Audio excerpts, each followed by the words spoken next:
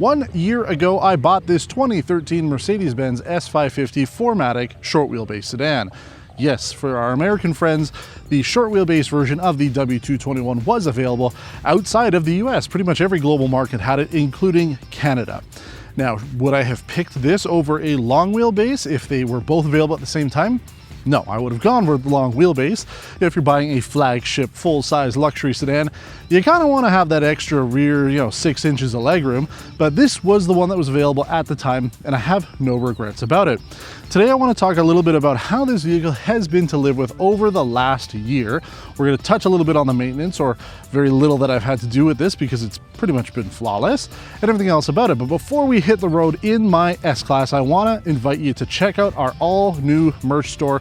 Not only do we have our PRN graphic shirts, but we've also added some new unique designs that you won't find anywhere else, including the WTF is a mile shirt, which is based on the WTF is a kilometer meme, as well as our brave little toaster, signifying that most cars today are just toasters, but some of them can be a little bit more brave than others, as well as some other classic t-shirts that we've got. All of those purchases help us make Test Drive possible by putting this money towards making more car content for you and keeping everything free. So you can check that out. We have a link in the description below, and we'll have some links throughout as well. But let's hit the road now in my 13 S550 and go over why I just absolutely love this car. So here we are now in my S-Class 1 year later. Let's talk a little bit about the maintenance. Not too much. I actually haven't done anything with the car.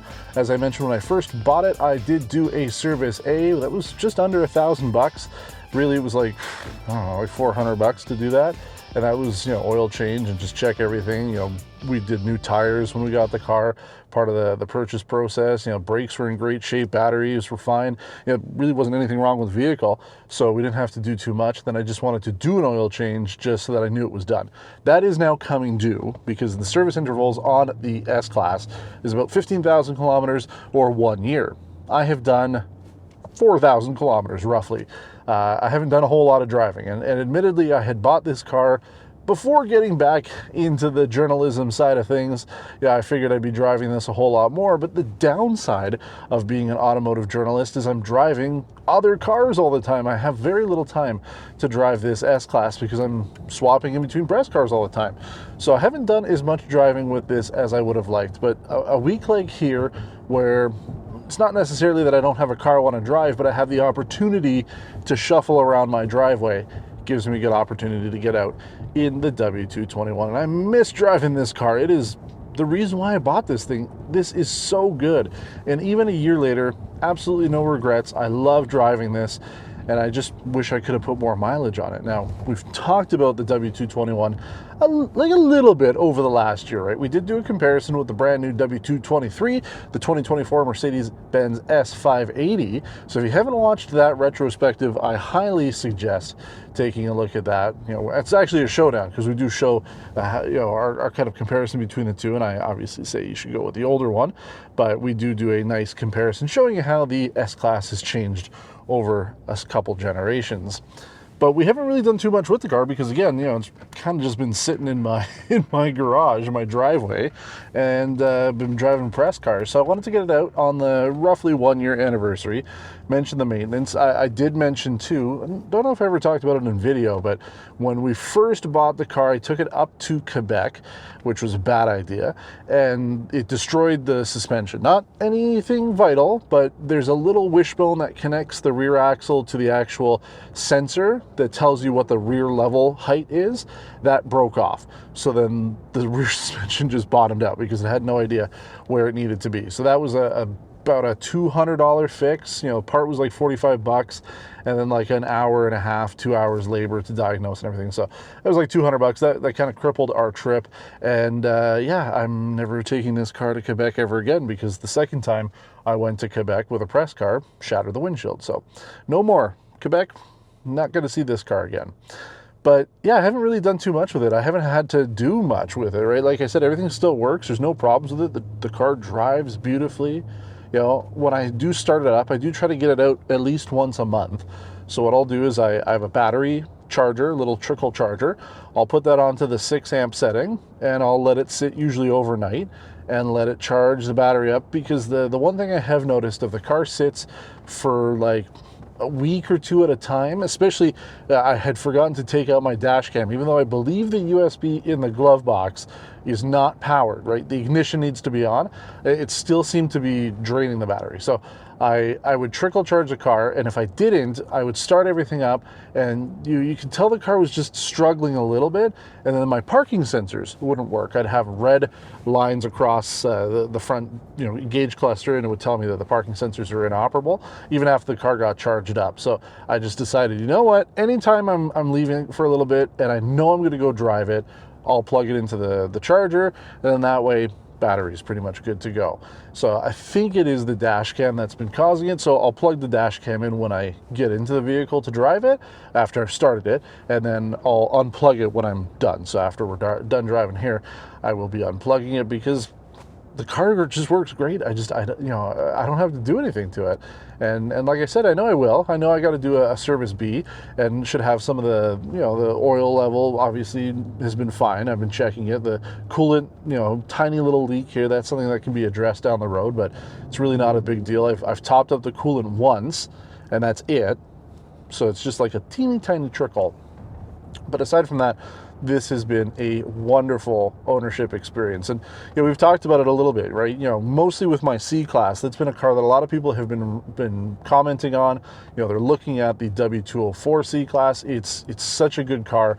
I've had no problems with that at like 232,000 kilometers. This S-Class is at 104. Big difference, and obviously big difference in the car, right? We're driving a full-size flagship car. So there's going to be a lot more going on with it. But I mean, it's something that I've discussed many, many times over the years. We've featured a lot of S-Class models, a number of generations, pretty much everything now from the W126 up to, I haven't done the previous generation to the newest one, right? So the subsequent one after here. But every single S-Class has just this same sort of mannerism on the road. The ride is almost identical between them. And that's a good thing, because, they really perfected the way that these cars drove back in the 60s and 70s, right?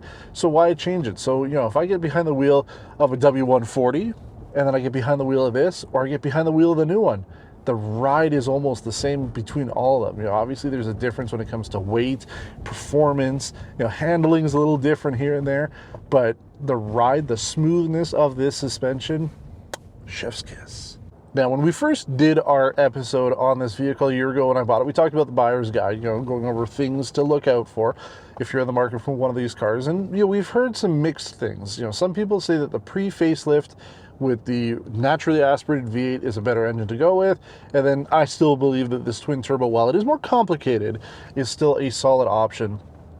I don't see any complaints about really either one of them. Maintenance is certainly key. You want to keep up on it. You don't want to be thrashing this thing around. And, I'm kind of the old grandpa when it comes to driving my S-Class, right? I've said it before, and I'll continue to say it, like, everything stays in comfort mode. I don't put the car into sport mode. I don't put the suspension into sport mode. It's just meant to be chill, because that's why you buy this car. If you want to have the performance, go with the AMG. That one I'm sure is great, and I would love to be able to feature one. So if you're out here in the southwestern Ontario sort of area, I'm just outside of London, it would be great to be able to feature a car like that. So whether you own one or if you work for a used car dealer that would like to partner with us, please let me know. I'd like to be able to do some more classic stuff. But I'm sure the AMG is phenomenal, because you take this, which is already such a great formula, and just add even more performance to it, and even more luxury, right? The full leather dashboard and everything. I mean, there's not much more you can add to this, and that's what I really just love about driving this car and owning this car, is when you look at a modern, sort of entry-level car. We've got ourselves a Civic in front of us here. It's got a lot of the same stuff this car has. Backup camera, blind spot monitoring, adaptive cruise control, right? All that stuff is on this S-Class, and it's also on a Civic. So would you rather spend 30 grand on a Civic, or would you rather spend 30 grand on an S-Class? And these aren't even 30 grand anymore.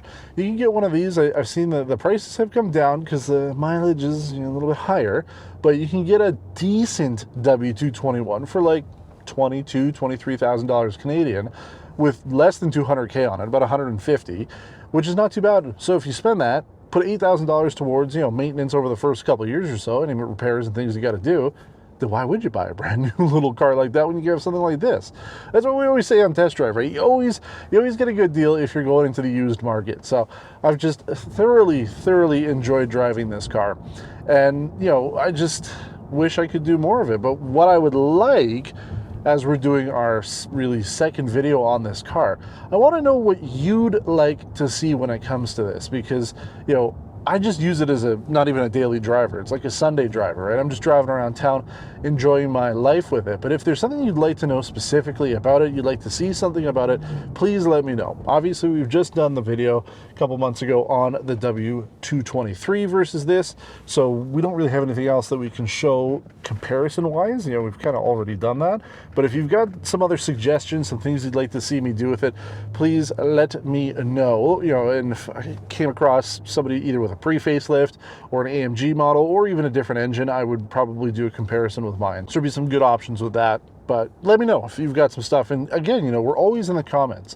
It's one of the things that I really stress about when it comes to this channel. If you're looking for something different than your typical entertainment-oriented channel that focuses more on the flashy graphics and cool angles and rolling shots and all that stuff, there's a couple choices out there, some great choices out there. But if you're looking for something different, you want to maybe actually talk to the people that drive these vehicles and get to know them, we're the place. We get back to everybody in the comments. So let me know what you want in the comments below. I also invite you to subscribe if this is the first time you're watching one of our videos. We do maintenance related videos like this. Any of the vehicles that I have personally owned, I'll always do like a 6-month, 12-month update video, depending on how much I drive it. Vehicle like this, since I haven't done much to it, the 6-month video would have been pretty useless. But again, we have done that with my 2013 C300.